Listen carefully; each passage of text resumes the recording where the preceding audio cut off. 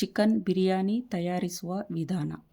ಬೇಕಾಗುವ ಪದಾರ್ಥಗಳು: 1 kg chicken, ಕೊತ್ತಂಬರಿ ಸೊಪ್ಪು, ಪುದೀನಾ ಸೊಪ್ಪು, ಸೋಂಪು, ಕಸೂರಿ ಮೇಥಿ, ಶುಂಠಿ, 1 ಸಣ್ಣದಾಗಿ ಕತ್ತರಿಸಿದ ಟೊಮೆಟೊ, 3 ಈರುಳ್ಳಿ, 10 ರಿಂದ 12 ಹಸಿ ಮೆಣಸಿನಕಾಯಿ, 1 ಬೆಳ್ಳುಳ್ಳಿ, ತುಪ್ಪ, ಕಲ್ಲುಪ್ಪು, ಧನಿಯಾ ಪುಡಿ, ಅರಿಶಿಣ ಪುಡಿ, ಮೆಣಸಿನ ಪುಡಿ, ಪಲಾವ್ ಎಲೆ, ಏಲಕ್ಕಿ, ಚಕ್ರಹೂವು, ಚಕ್ಕೆ, ಲವಂಗ, ಎಣ್ಣೆ.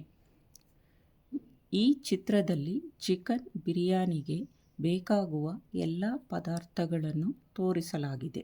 ಚಿಕನ್ನನ್ನು ಚೆನ್ನಾಗಿ ತೊಳೆದು ಸೈಡ್ನಲ್ಲಿ ಇಡಿ. 1 kg ಅಕ್ಕಿಯನ್ನು ತೊಳೆದು 15 ನಿಮಿಷಗಳ ಕಾಲ ಸೈಡ್ನಲ್ಲಿ ಇಡಿ. ಈಗ ಬಿರಿಯಾನಿಗೆ ಬೇಕಾಗುವ ಮಸಾಲೆಯನ್ನು ತಯಾರಿಸೋಣ. ಸ್ಟವ್ ಆನ್ ಮಾಡಿ ಮೀಡಿಯಂ ಫ್ಲೇಮ್ನಲ್ಲಿ ಇಟ್ಟು ಪ್ಯಾನನ್ನು ಸ್ಟವ್ ಮೇಲೆ ಇಡಿ. ಪ್ಯಾನ್ಗೆ 2 ರಿಂದ 3 ಸ್ಪೂನ್ ಎಣ್ಣೆ ಹಾಕಿ 1 ರಿಂದ 2 ನಿಮಿಷಗಳ ಕಾಲ ಬಿಸಿಯಾಗಲು ಬಿಡಿ. ಕತ್ತರಿಸಿದ ಈರುಳ್ಳಿಯಲ್ಲಿ ಅರ್ಧವನ್ನು ಪ್ಯಾನ್ಗೆ ಹಾಕಿ ನಂತರ ಬೆಳ್ಳುಳ್ಳಿ, ಶುಂಠಿ, ಹಸಿಮೆಣಸಿನಕಾಯಿ, ಪುದೀನಾ ಸೊಪ್ಪು ಹಾಕಿ 1 ರಿಂದ 2 ನಿಮಿಷದವರೆಗೆ ತಿರುಗಿಸಿ. ಈಗ ಬಿರಿಯಾನಿ ಮಸಾಲೆ ತಯಾರಿಕೆಯ ಅರ್ಧ ಭಾಗ ಪೂರ್ಣವಾಗಿದೆ. ಪ್ಯಾನನ್ನು ಸೈಡ್ನಲ್ಲಿ ಇಟ್ಟು ಮಸಾಲೆ ಸ್ವಲ್ಪ ತಣ್ಣಗಾಗಲು ಬಿಡಿ. ಈಗ ಸ್ಟವನ್ನು ಹೈ ಫ್ಲೇಮ್ನಲ್ಲಿ ಇಟ್ಟು ಕುಕ್ಕರ್ ಇಡಿ. ಕುಕ್ಕರ್ಗೆ 10 ರಿಂದ 12 ಸ್ಪೂನ್ ಎಣ್ಣೆ ಹಾಕಿ 1 ರಿಂದ 2 ನಿಮಿಷ ಬಿಸಿ ಮಾಡಿ. ನಂತರ ಚಕ್ರಹೂವು, ಏಲಕ್ಕಿ, ಲವಂಗ, ಚಕ್ಕೆ, ಪಲಾವ್ ಎಲೆ, ಸೋಂಪು, ಕಸೂರಿ ಮೇಥಿ, ಈರುಳ್ಳಿ, ಟೊಮೆಟೊ ಹಾಕಿ 2 ನಿಮಿಷ ತಿರುಗಿಸಿ. ಈಗ ಚಿಕನ್ನನ್ನು ಕುಕ್ಕರ್ಗೆ ಹಾಕಿ. ನಂತರ ಅರಿಶಿಣ ಪುಡಿ, ಕಲ್ಲುಪ್ಪು ಹಾಕಿ 1 ರಿಂದ 2 ನಿಮಿಷ ತಿರುಗಿಸಿ.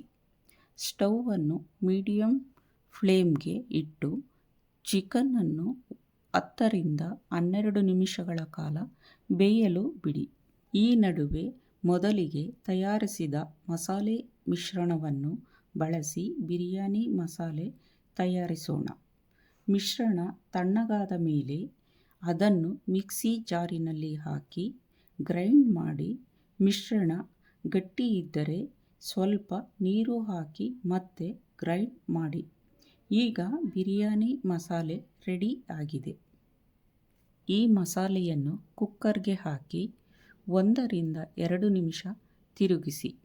ನಂತರ ಮೆಣಸು ಪುಡಿ, ಧನಿಯಾ ಪುಡಿ ಹಾಕಿ 1 ನಿಮಿಷ ತಿರುಗಿಸಿ.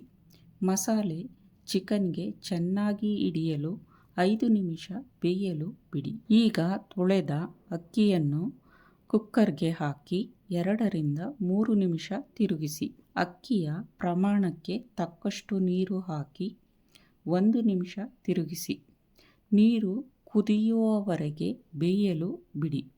ನೀರು ಕುದಿದ ನಂತರ ಮತ್ತೆ 1 ನಿಮಿಷ ತಿರುಗಿಸಿ. ಈಗ ಕುಕ್ಕರ್ ಮುಚ್ಚಳ ಹಾಕಿ ವಿಶಿಲ್ ಇಡಿ. 2 ವಿಶಿಲ್ ಆದ ನಂತರ ಕುಕ್ಕರ್ ತಣ್ಣಗಾಗಲು ಬಿಡಿ. ಆದ ಮೇಲೆ ಮುಚ್ಚಳ ತೆರೆದು ತುಪ್ಪ ಹಾಕಿ 1 ನಿಮಿಷ ಚೆನ್ನಾಗಿ ತಿರುಗಿಸಿ. ಈಗ ರುಚಿಯಾದ ಬಿಸಿ ಬಿಸಿ ಚಿಕನ್ ಬಿರಿಯಾನಿ ಸರ್ವ್ ಮಾಡಲು ರೆಡಿಯಾಗಿದೆ. ಈ ರೆಸಿಪಿಯನ್ನು ಪ್ರಯತ್ನಿಸಿ. ನಿಮ್ಮ ಅನುಭವವನ್ನು ಕಮೆಂಟ್ನಲ್ಲಿ ತಿಳಿಸಿ. ವಿಡಿಯೋ ಇಷ್ಟವಾದರೆ ಲೈಕ್, ಶೇರ್ ಮತ್ತು ಸಬ್ಸ್ಕ್ರೈಬ್ ಮಾಡಿ.